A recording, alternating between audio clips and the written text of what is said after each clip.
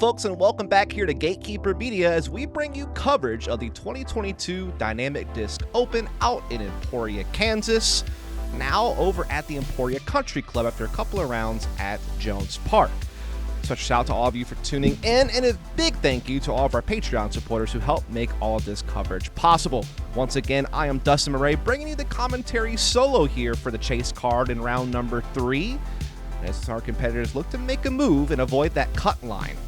And let's get this out of the way right off the bat. We are going to have a 3-person card for this chase card, and I don't want to get in too deep into it because it's, people's private information, but publicly it has been stated that we had a situation where Tristan Taylor, of course, on day 2 on our chase card had to DNF partway through the back line due to feeling ill. He wound up testing positive for COVID, and through contact tracing, Matt Orum, who was meant to be on this chase card the morning of this round, tested positive, could not play, and obviously didn't want to shift around people's tee times and cause issues, and so we do have a 3-man card.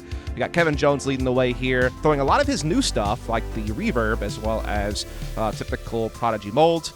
We got Gannon Buhr, also with Prodigy, throwing the distortion, which is another KJ mold there, but also just known for various D-Series discs. The Foul Core, also a new disc coming in on the driver lineup, which could be very helpful in these windy conditions. And then we got Jake Hebenheimer. Hopefully I pronounced that right. It could be Hebenheimer.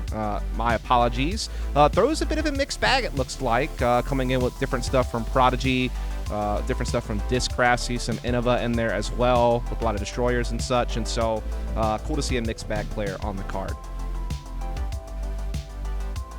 As we get into hole 1, it is the classic 1,224-foot par 5, just long and gets narrowed towards the end at the green, as we do have this out-of-bounds green right there in front of the pin that you are going to have to get over to set up your putt. Sponsored by Prodigy, Kevin Jones.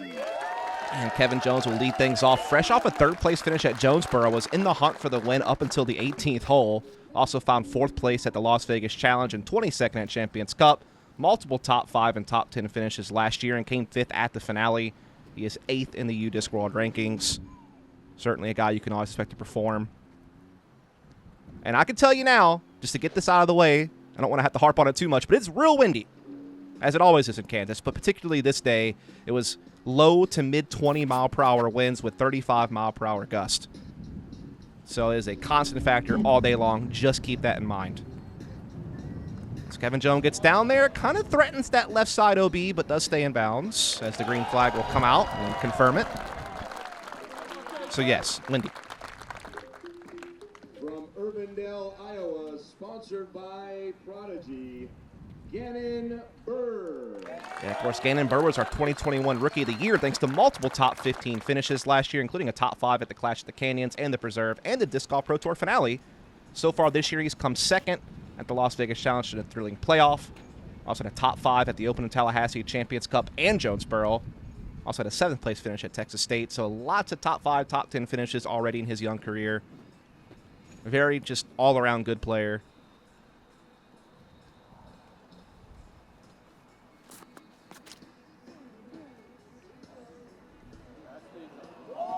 And that is absolutely ripped. And gets way down the fairway, stays perfectly in bounds. He'll love that. And from Jefferson City, Missouri, Jake Hebenheimer. So it is Hebenheimer. Again, mixed bag thrower right now. Also, one of the most unique putts I've ever seen in disc golf. Very few people putt like him on tour. As we did see him finish top 20 at Jonesboro, top 35 at Texas State and Belton. He's been playing at some tour stops since 2018, but been an AM since 2010. Has 13 PDGA sanctioned MPO wins in his career. Trying to play that bigger hyzer out wide right and spike it in. Fights through and gets back into the fairway. And that's the name of the game. Just stay in bounds. As Kevin Jones will be first to act here on the left-hand side. Trying to pump something down there and set up his 3rd shot. As this hole's more of a marathon than a sprint. That'll avoid any OB and get well up the fairway. Definitely will be able to approach the green. This right side gives you a little bit more pinched off. Have to kind of play more of a turnover or dead straight shot. Gannon will indeed play that slow panning turnover, and that is perfect. Jake here going to be going for the forehand.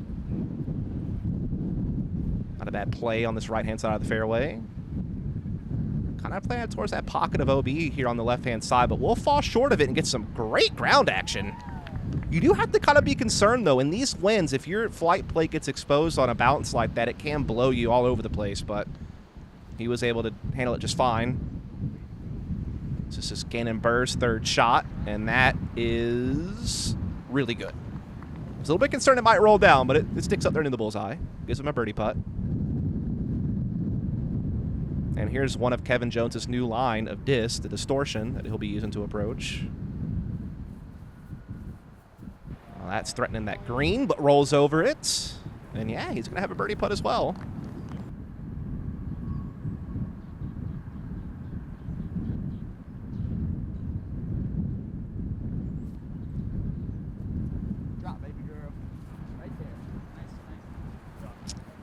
Does drop for him, and is in circle one, so everyone is going to have a little bit of a birdie look here, but again, with these winds, do you really want to run the putt? Even inside the circle, it can be dangerous.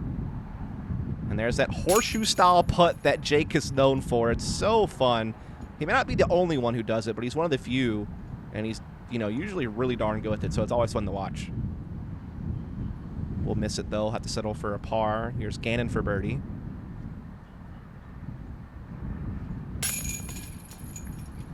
And there you go. He will sink it. Great way to start off the round. As scoring has been very difficult throughout this tournament with the windy conditions, and it's been a very tight race for the top. So every stroke matters here. As Jones will too find the score.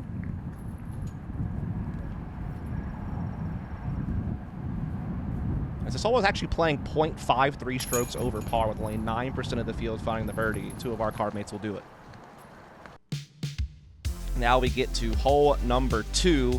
It is a 745-foot par 4. That OB on the left-hand side is the main challenge off the tee. That's why you're going to see a lot of forehands kind of playing over that OB and then right into the fairway. Maybe you see a backhand turnover, but I imagine this card will be all forehands.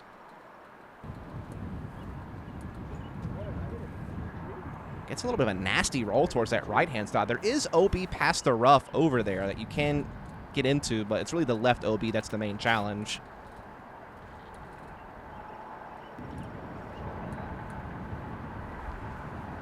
That's just fine from Gannon Buhr.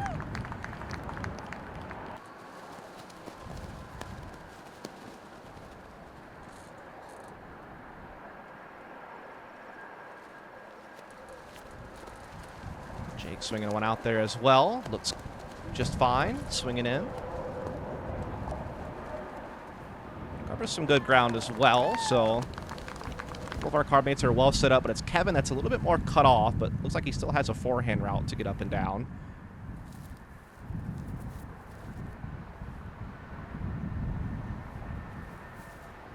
And that is a very pretty shot from Kevin Jones.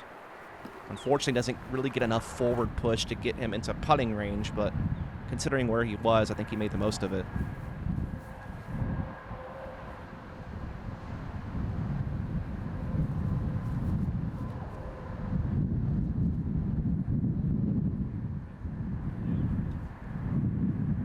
Oh, what a fortunate roll off that tree bounce. Gets him into circle one. Thought that wind might carry him into dangerous places, but winds up judging it really well and gets a great shot off. See what Gannon can do here.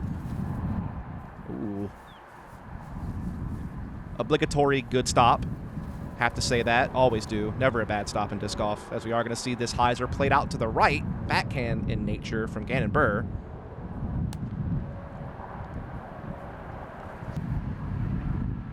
And yeah, here's, you know, Jump Putt Jones, known for some Circle 2 exploits with his putting game, but he's outside of that Circle 2, and in these windy conditions, I imagine it's just going to be a layup. And that's exactly the case.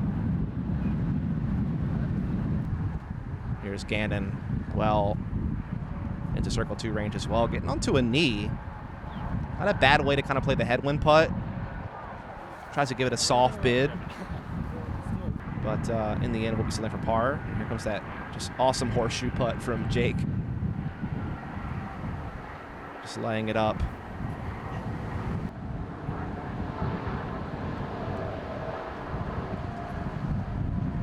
This was playing .42 strokes over par on the day with only 7% of the field finding the birdie.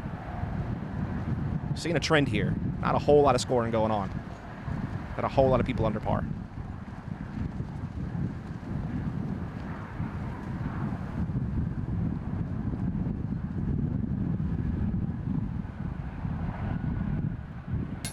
A little high there from Kevin Jones. Off the top band, at least settles close to the pin. That will cost him the stroke. So it will be red for Kevin Jones, knocking it back to even for the rounds.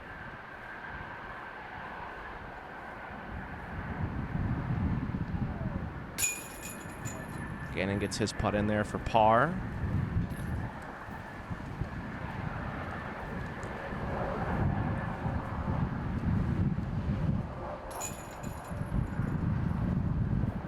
Tap in there from Jake. So we head over to hole 3, a 466-foot par 3, a little bit downhill. You either play through the middle gap that you saw the drone fly through, or sometimes you see the wide left forehand for the right-handed player as another way to attack this pin. It depends on the player's preference and the wind conditions. And that is just dropped quickly to the ground. So it looks like we're seeing Jake line up that left side forehand. Is of course OB that gets more and more narrow as you approach the green. A couple of trees guarding the green as well. There's that wide left forehand, trying to swing it in.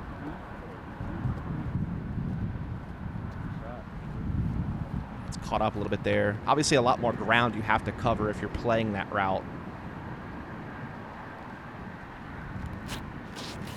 Kevin looks to do something similar here.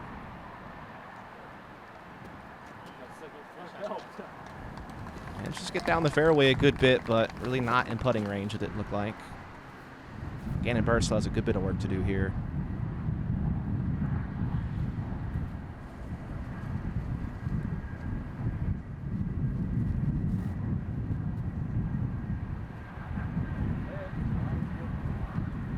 That swings way out there and finds the out of bounds.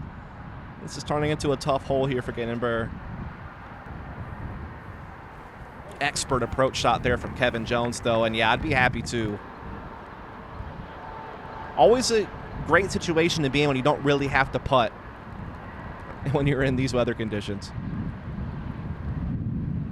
The best putting is not having to. So that one nears the bullseye there from Jake. Gannon will just pitch up here, take his medicine. This was also playing a full half stroke over par on the day with only one birdie.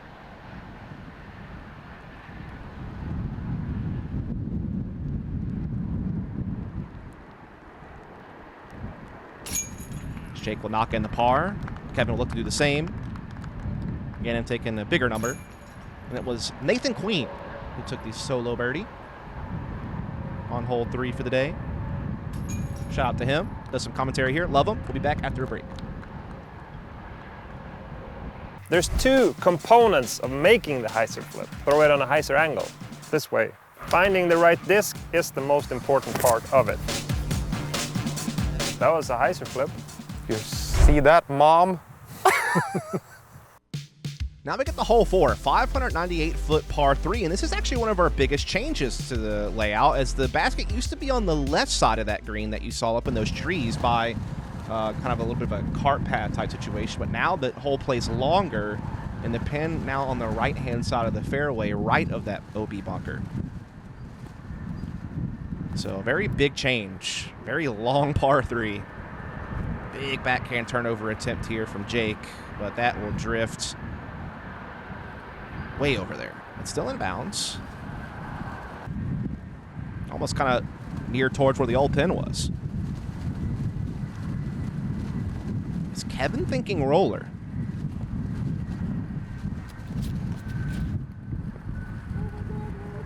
I don't know, but that's a big turnover that he is calling terrible, I think I heard.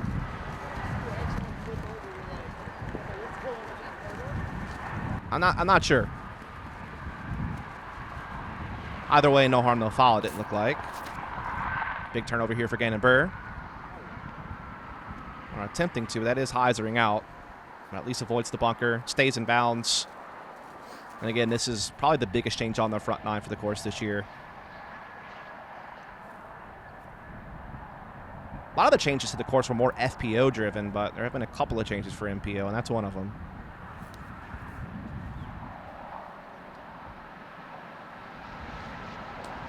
Oh. That is another OB for Gannon Buhr. Deep of the pin.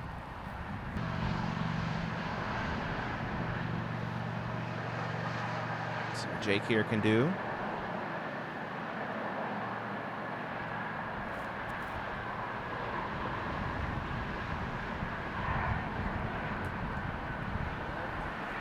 So we'll actually get into the circle there, so we'll be able to get par. And again, with this being such a long par 3, this is top 5 in difficulty on the day. Play .64 strokes over par.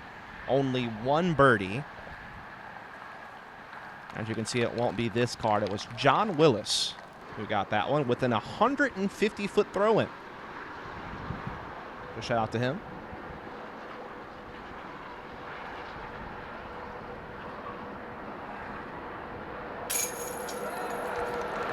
And he'll at least salvage a par out of the situation, or bogey out of the situation, rather. I'm sure he'd love a par. And I'd love not to make mistakes, but they happen.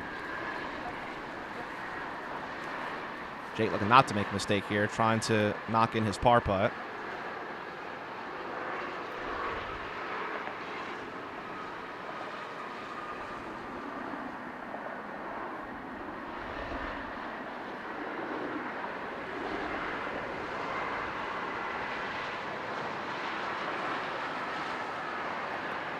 Wide right, and oh, looks like he avoided OB. I saw a stake over there, but I guess it didn't actually get to the OB line. Kevin now looking for par. And that will stick. Give him what he needs. Again, pars are great today, as you can hear by some of these averages to par that we've been seeing.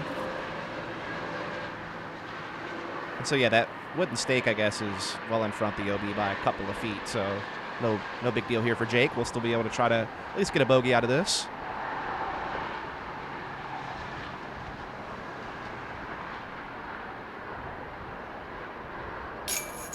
Spins that one in there. So we head into hole 5, a 675-foot par 4, very skinny fairway, as you can see. They got the car path on the right, got the OB line on the left. It's narrow, and it's scary.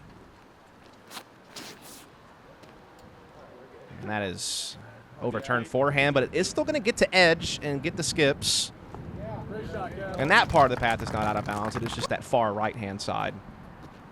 And the fairway only gets more and more narrow the closer and closer you get to that pin. But definitely have your options on how you want to approach your landing zone. Jake going for the backhand, right up the gut. And that's a beauty. That will set him up nicely to approach the green.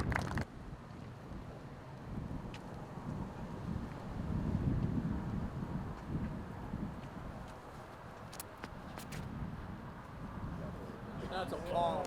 Nice shot. Yeah. Equally fantastic shot there from Gannon Buhr. Puts him in good position as well.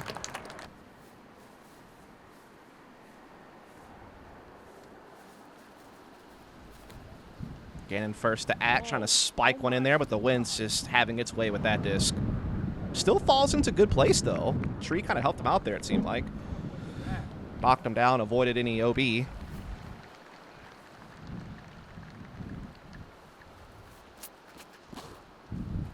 wind just kind of laying that thing down before it can approach circle 2.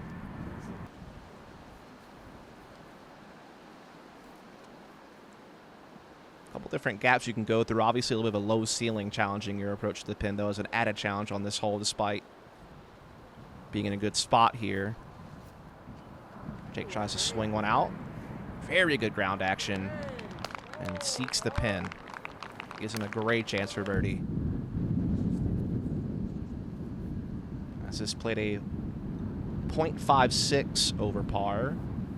Again, continuing that trend of limited scoring.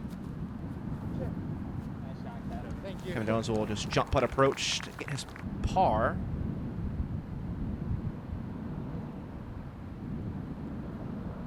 Gannon looking to do a little bit of a step putt here, try to see if he can't get something done here just outside the circle. Oh, and just chains out.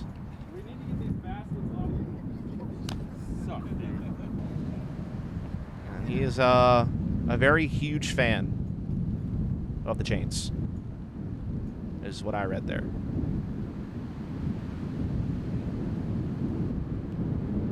As the wind will even make you think about these closer putts. Again, 35-mile-per-hour gust and sustained at least 25-mile-per-hour winds all day long. Kevin Jones will can it, gets his par, keeps himself at even for the rounds.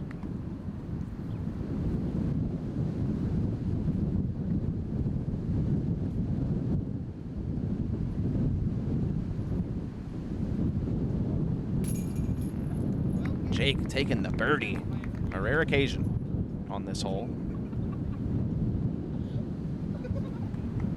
He's done it. The man's done it. He's put it in the basket for a par. So we get the hole 6, 339-foot par 3. Very guarded green, but one of the more basic hyzer shots you're going to get. As I say that, listen to the song of the Gods of Kansas, Wind. Spike hyzer here from Jake. And that's the biggest thing about this hole is that left side OB, there's like just a little bit of a pocket where the putting green is, where the pin is. And he actually just threw that one kind of deep. Wind really took that one for a ride. But you really just have to test that left side OB to get close, but you can't do it too much or you could catch the ground action and find yourself out of bounds. But Kevin Jones gets down and throws a great strike. And Kevin Jones definitely one of those guys that you really can always look to for just some clean backhand form. One of those guys you can really learn a lot from. I know that Brian Earhart, who does a lot of lessons, for instance, he really references Kevin Jones a lot as someone who just does a really good job with his footwork and overall throw. Gannon Buhr just kind of hangs one out there, gets a bit of a wind lift. Fortunately, too much of one. He will find that left side OB.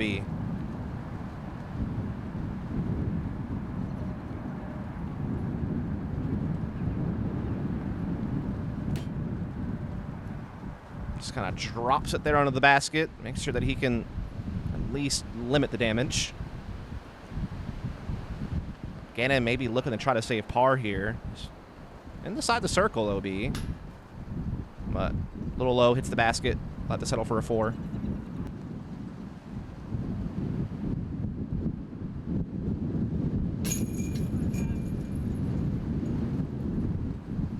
Kevin Jones will find the birdie. This was actually the easiest hole on the day, 0.1 stroke over par. So even the easiest hole still played over par slightly. We'll be back after a break.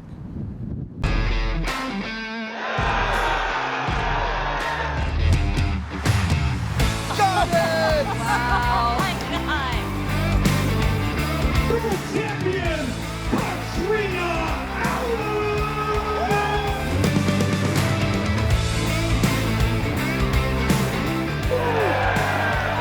World champion, Jake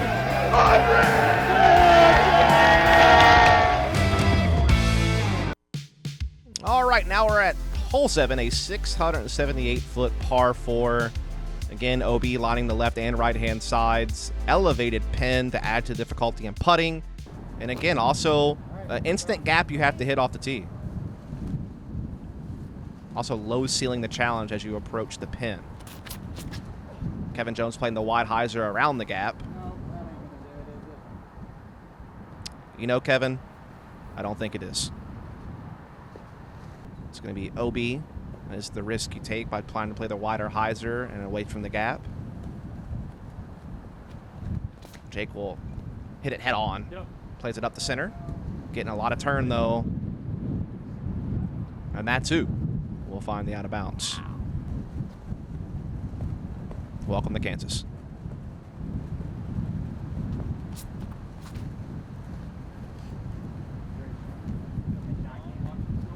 Gannon Buhr, in the meantime, though, will find the pretty much dead center of the fairway off the tee.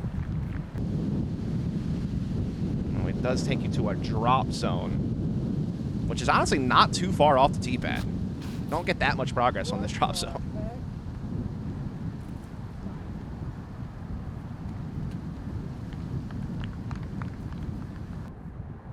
Tough shot there for Kevin Jones. Already OB and didn't really get too much ground gain there.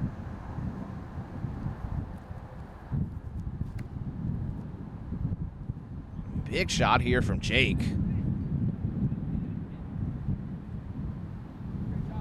that'll stay in bounds outside the circle, though. Likely just pitching up. Here's Gannon, who was able to find the center of the fairway off the tee. Trying to play that wider hyzer to the green. Catches a little bit of a tree there on the way to the circle, so likely a par.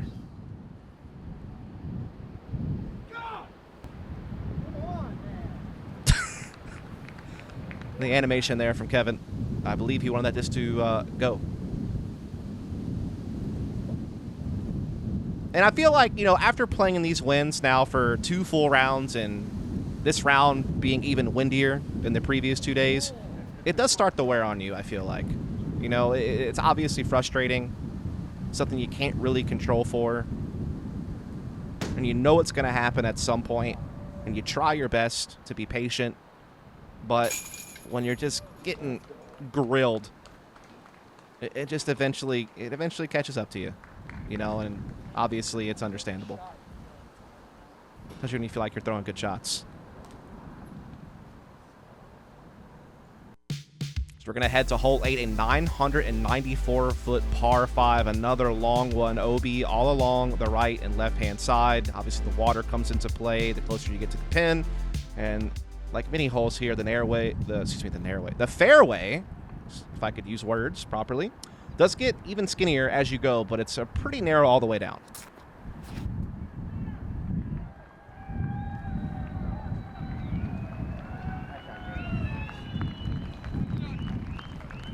Gannon finds it there, pretty centered.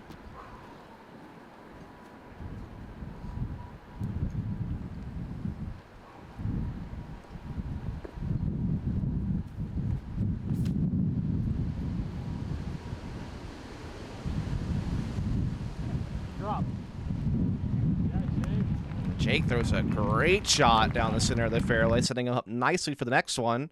Again, a guy we don't really get to see too much on coverage. But, yeah, just looks very confident in his approach. A bit of a hop step there, and, yeah, just really good timing. Just a very solid backhand. Can't really say too much more than that. Of course, for me, as an AM, every backhand looks amazing when I'm watching Elite Series coverage. As Kevin is not liking that one, if you couldn't tell. As that does find the OB. So he'll be first to act here. Swinging the forehand out there.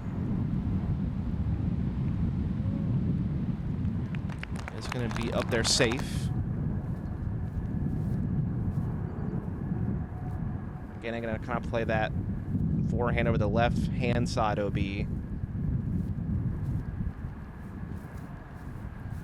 More open for him.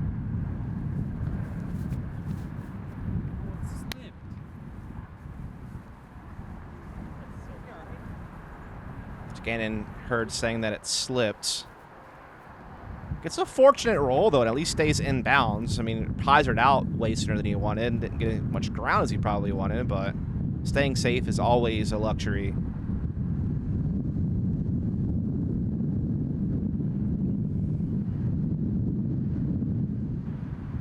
Big spiking forehand here from Jake. Gets up there nicely. Should be able to get up and down for birdie from that position, I'd imagine. Another one of those holes that was playing 0.56 strokes over par. So, yeah, another tough one.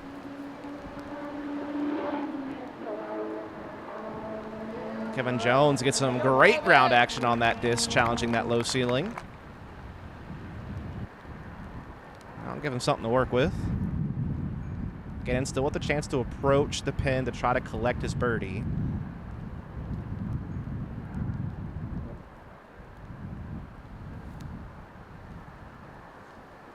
And that is a beauty. Great ground action as well. Nears the bullseye. We'll have a putt for birdie. And here's Jake throwing three. Or throwing full. Three, yes, excuse me. He's going up and down for birdie. And he's pretty close, so got a pretty safe upshot to do it. Yeah, that is basically a drop-in birdie here for hole 8. That's amazing. Really well done.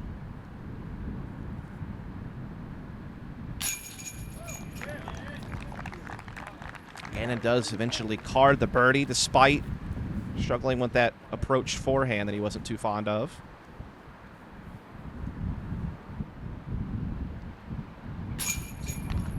Kevin actually able to save par despite the OB off the tee. Jake will drop in his birdie as well as we near the end of our front 9 here as we head into hole number 9. A little bit of a departure from the open fairways, more of a tunnel shot off the tee. You need to push this thing as straight as you can to set up this long curved approach shot. This always plays, always, as one of the hardest holes on this course. It is just a very touchy shot off the tee. Sometimes you can't see the forehand or backhand turnover, but you really got to push it forward a good ways before you start breaking right. And that looks pretty well done from Gannon Buhr. We'll have another big left to right moving shot to approach the green after that.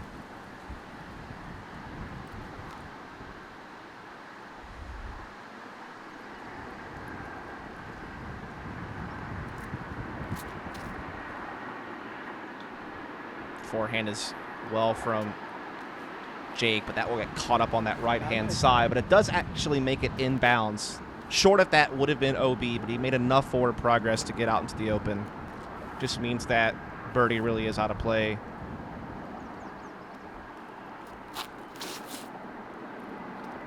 Kevin plays a bit of a more flippy forehand, but it's getting stable when it needs to. And that gets way up there. This is what Jake is left with. Still has to make a lot of forward progress and still bend right.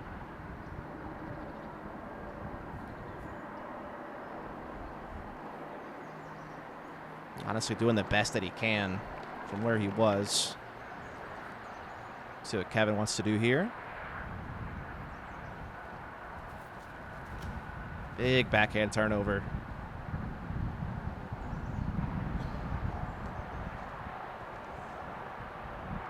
We'll just kind of hyzer out towards the end, but still really well done. Yeah, Kevin's done really well there. Gannon going for the forehand. It's going to take some mustard to pump a forehand far enough. Just kind of playing it up there safely.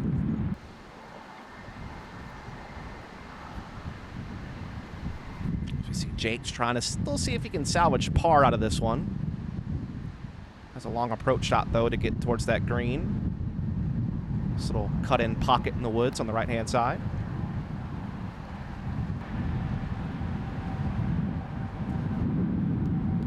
Fall kind of short of what he was hoping for.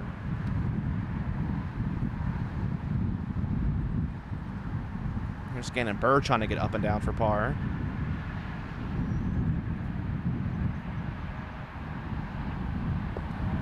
That is well done. Tree playing as a backstop really even helps there. Keeps him near that bullseye. Should be able to get his par from there. Jake just pitching up, taking his medicine. Kevin Jones has a little bit of a look here. Try to get a birdie. Gonna have to be an awkward putt, though, at the straddle he's having to do from a knee. And just not going to get there. As this hole played as our second most difficult on the day, 0.9 strokes over par. only a single birdie, and that was Chris Dickerson. So shout out to him for getting a solo birdie on hole 9. So you see our card tap out. The par for Gannon. Kevin, the same. And Jake taking the bogey to end things here. So we take a look at how things have gone so far. Kevin Jones, 1 over on the round. 2 under overall. Gannon Buhr behind him there. And Jake a little bit further behind. We take a look at our overall leaderboard. Ricky Wysocki leading the way. Kevin Jones right up there in the mix with Logan Harpool, Simon Lizotte, and Brody Smith in behind. And we want to thank you so much for tuning into this coverage. Please do follow and subscribe, as Gatekeeper Media will be bringing you chase card and feature card coverage for MPO all year long for the Elite Series of Disc Golf Pro Tour. And I'll be here for the commentary. And hope you're enjoying it. I am Dustin Mouret. Again, if you want to give me a follow, please do so on Follow Dust on Instagram and Dustin Disc on YouTube. Again, special shout out to all of our Patreon supporters who help make this possible. And be sure to tune into the back 9. I'll see you there. Catch you soon.